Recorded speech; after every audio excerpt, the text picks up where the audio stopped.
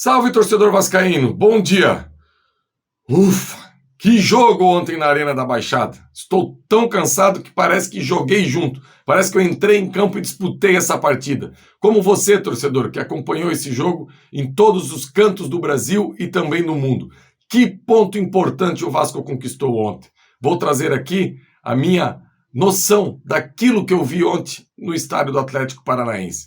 Em determinado momento, o Vasco poderia ter vencido o jogo, como também poderia ter perdido. O importante foi colocar um ponto na tabela e continuar nessa saga aí para fugir da zona do rebaixamento. Enquanto a guitarrinha toca, vou pedir para você, não custa absolutamente nada. Deixe seu like, compartilhe esse vídeo nas suas redes sociais. Depois da guitarrinha eu volto falando tudo sobre essa batalha que foi Atlético Paranaense e Vasco ontem na Arena da Baixada. Se liga aí.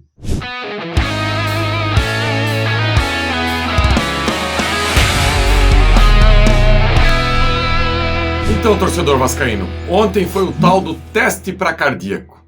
O Vasco que conseguiu arrancar aí um ponto na Arena da Baixada, que na minha opinião pode ser considerado um feito. Por exemplo, nos últimos 28 jogos de Série A de Campeonato Brasileiro, a equipe do Atlético Paranaense fez gol em todos os jogos. Apenas ontem, contra a equipe do Vasco, o Vasco conseguiu aí quebrar esse tabu e segurar o ímpeto ofensivo. Uma equipe igual ao do Atlético, que sabe jogar em casa, acelera demais o jogo, a sua torcida uma pressão absurda, o piso sintético diferente, como disse o técnico Ramon Dias na sua coletiva, faz a diferença sim, é uma dinâmica diferente. A bola, a pelota, como diz o Ramon Dias, ela acaba quicando diferente, ela ganha velocidade, enfim, é um jogo diferente quando é na grama sintética em relação à grama natural. E o Vasco ontem passou por cima de todas essas adversidades e acabou conquistando esse ponto precioso. O técnico Ramon Dias ontem fez a opção por 3 zagueiros. E quem acompanha o meu trabalho aqui no Atenção Vascaínos sabe o quanto eu fico batendo nessa tecla que esse esquema pode ser sim uma solução para a equipe do Vasco. Só que eu também tenho o entendimento que não dá para ficar mudando de esquema tático na competição nesse momento tão decisivo. Então eu imagino o quanto que foi difícil para o Ramon Dias tomar essa decisão para o jogo de ontem. Deve ter sido algo muito treinado durante a semana e também olhando a equipe do Atlético Paranaense, que também tem 3 zagueiros. Então, de uma certa maneira, espelhar o adversário para que os encaixes de marcação fossem feitos e com o placar de 0-0, parece que ficou claro que as duas defesas, aí, os 2 sistemas defensivos, levaram vantagem sobre os sistemas ofensivos. E quando eu falo de característica da equipe do Vasco, eu falo, por exemplo, de um lateral igual o Piton, que tem uma vocação ofensiva muito boa e que tem um cruzamento espetacular. Eu não tenho a mínima forçação de barra para falar aqui para você, torcedor, que o Piton tem o melhor cruzamento hoje do futebol brasileiro. Do outro lado, um lateral que não é tão técnico, não é tão refinado, mas que tem um arranque, que tem muita velocidade, que é o Paulo Henrique, que num dia igual ontem até que não conseguiu desempenhar o seu melhor futebol. Muito pela força ofensiva do Atlético Paranaense. Porque quando a gente acaba falando que o jogador não foi bem, a gente tem que entender do outro lado o que aconteceu que pode ter neutralizado. E ontem, por exemplo, o Canóbio, meu Deus, que disposição tem esse atacante aí da equipe do Atlético Paranaense. Eu até vou pegar minha prancheta aqui para mostrar para vocês, e ontem eu tive a oportunidade de estar lá na Arena da Baixada, como que foi a compactação, a maneira que essa equipe do Vasco se comportou com esses 3 zagueiros.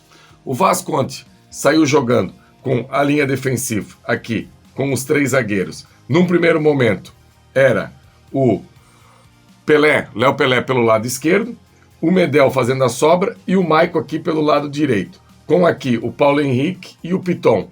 Aqui na frente o Verratti centralizado, o Marlon Gomes pelo lado esquerdo e o Peck pelo lado direito.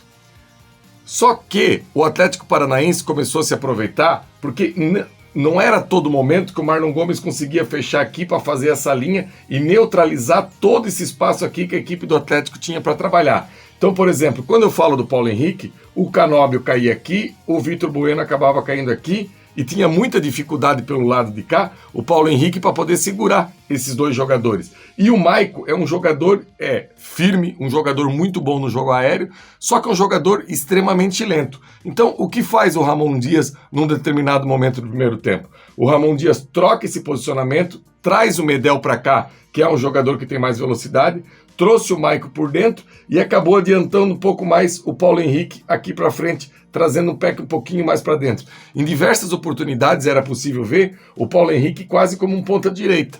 Vendo isso, o que faz o Wesley, o técnico do Atlético Paranaense? O Canóbio já não tem mais tanta liberdade para vir aqui e já começa a correr aqui atrás do Paulo Henrique. Então é um momento, principalmente no final do primeiro tempo, que o Vasco consegue neutralizar essas ações ofensivas do Atlético Paranaense. Agora, tem um problema nessa equipe do Vasco, e esse problema a gente já está vendo há um bom tempo. Por exemplo, o torcedor lembra do espaço que o Cruzeiro teve na hora de fazer o primeiro gol aí, que o jogador do Cruzeiro acabou pegando a bola e os volantes do Vasco estavam correndo atrás, é que o Vasco tem um problema de compactação muito grande. Porque o Vasco tem, na ponta da sua equipe aqui, vamos imaginar que essa equipe do Vasco tem duas pontas, uma ponta ofensiva e uma ponta defensiva. Na ponta ofensiva é o Verratti, que é um centroavante de área, que não é um centroavante de grande mobilidade, de grande velocidade. Então, o Verratti, para a gente criar um modelo de jogo para ele jogar, não adianta ficar pedindo para ele baixar aqui e vir até aqui para o Vasco ter esse modelo de transição rápido. O Vasco consegue com o Peck pela direita, com o Marlon Gomes, mas com o Verratti não dá. Então, nessa ponta aqui o Vasco tem o Verratti. E nessa ponta aqui de trás, o Vasco jogando com 3 zagueiros ou 2 zagueiros, o Maicon é um jogador que, pela falta de velocidade, ele sempre fica dando condição para os jogadores adversários. E ontem, com a minha presença lá na Arena da Baixada, eu pude observar isso, que a linha defensiva do Vasco, em vários momentos, sobe, e o Maicon, até por uma margem de segurança, com medo de ter que apostar corrida, de ter que correr atrás do adversário, o Maicon acaba ficando muito para trás. Então, isso acaba gerando um espaço muito grande. Essas linhas do Vasco acabam não ficando compactadas, porque uma ponta aqui com o Verratti, a outra ponta do Maicon aqui, acaba dando condição para que o adversário consiga circular e jogar a bola aqui entre linhas. E hoje ninguém pode dar espaço entre linhas, porque é tudo que um meia, igual ontem o Vitor Bueno necessita para jogar, é ter esse espaço aqui entre linhas. Então, é algo que para esse ano, para ser corrigido, é muito difícil. Para o ano que vem, com tempo de treinamento, eu não sei como o Ramon Dias pode fazer para compactar essa equipe aí com o Verratti numa ponta e Maicon na outra. E esse esquema de 3 zagueiros que o Vasco acabou fazendo ontem, a gente tem que ter a noção que depois de amanhã, até porque é jogo em cima de jogo, e a CBF poderia ter um pouco de bom senso, e esse jogo do Vasco contra a equipe do Corinthians deveria ser na quarta-feira também, e não na terça-feira.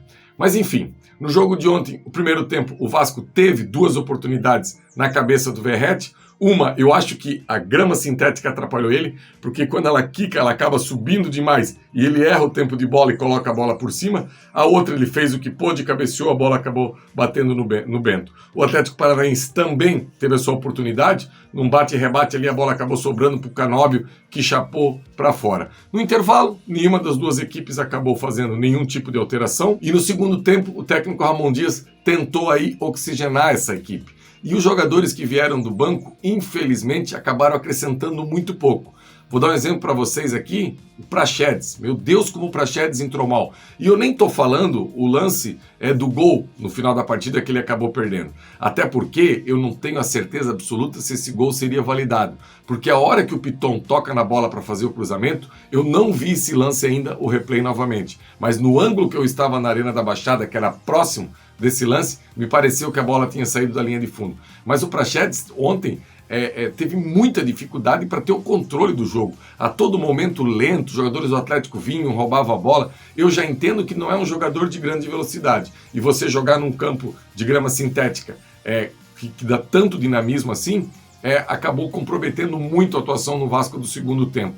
O Payet entrou também no finalzinho e olha, eu estou sentindo falta de um algo a mais do Payet. Eu não quero aqui ficar criticando um jogador com tanta qualidade técnica, mas se tem 10, 15 minutos para jogar, que foi o que o Ramon Dias deu ontem para ele, que o Payet possa entregar tudo, deixar tudo dentro de campo.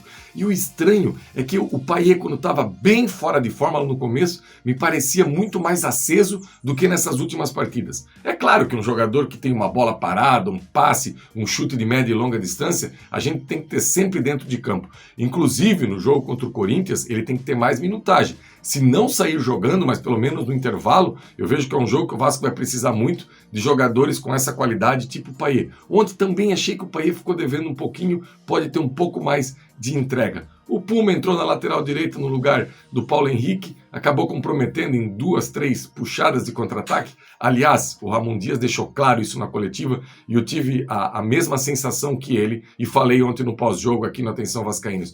O contra-ataque se oferece para o Vasco tanto no primeiro tempo quanto no segundo, e infelizmente a tomada de decisão acaba comprometendo. E isso que hoje é tão importante no futebol. No primeiro tempo o Vasco teve a oportunidade de dar um capricho melhor, um acabamento melhor nas jogadas e não fez, e no segundo tempo a mesma coisa. Inclusive com superioridade numérica em relação ao adversário, a equipe do Atlético Paranaense.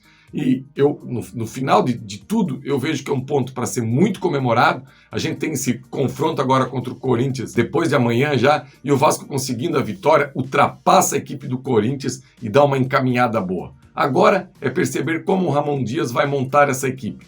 Infelizmente, da partida de ontem aí, o Vasco terá vários desfalques. Por exemplo, 3 zagueiros, nem pensar, porque o Vasco tem aí o Léo Pelé suspenso, tem o Robson Bambu suspenso, e tem o Maico suspenso. Acabou só sobrando o Medel, ele que saiu com um probleminha na parte da frente da coxa, meio que na virilha. Não sei qual será a possibilidade dele fazer esse jogo. As opções que o técnico Ramon Dias tem, o Capasso, que agora nas últimas rodadas aí acabou voltando para o banco de reservas. Tem o Miranda, que também é zagueiro, acabou voltado do Pan-Americano, aí, que acabou até fazendo um bom Pan-Americano, só que na lateral direita. Tem a possibilidade de recuar o Zé Gabriel para a zaga e acabar colocando o Jair como titular.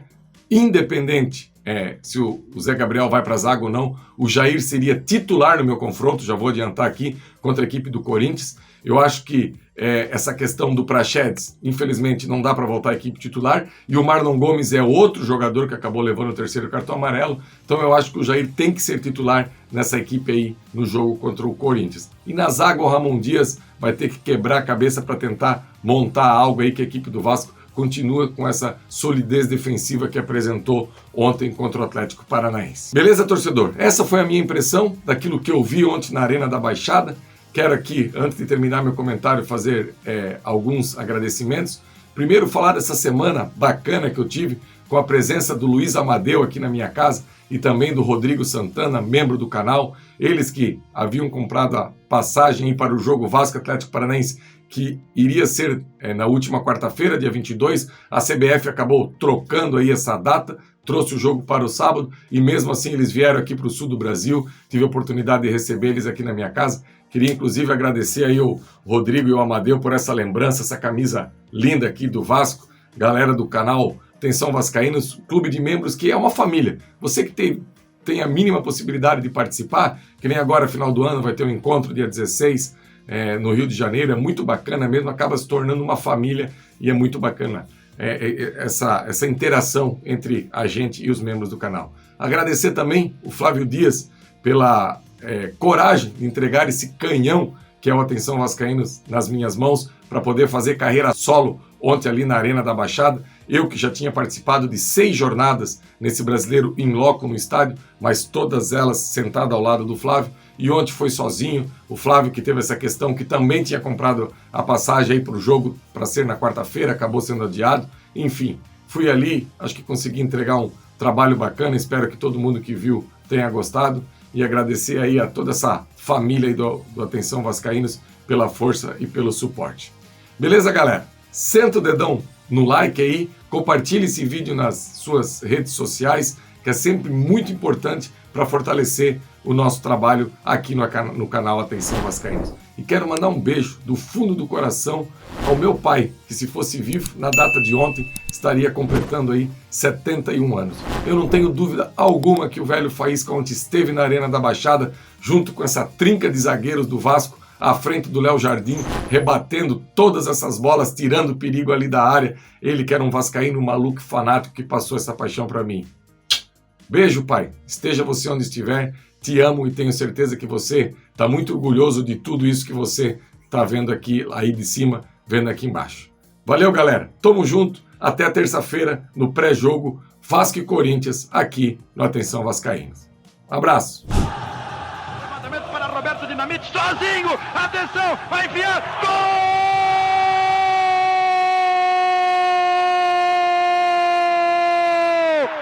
Que golaço maravilhoso do moço que mora em Caxias!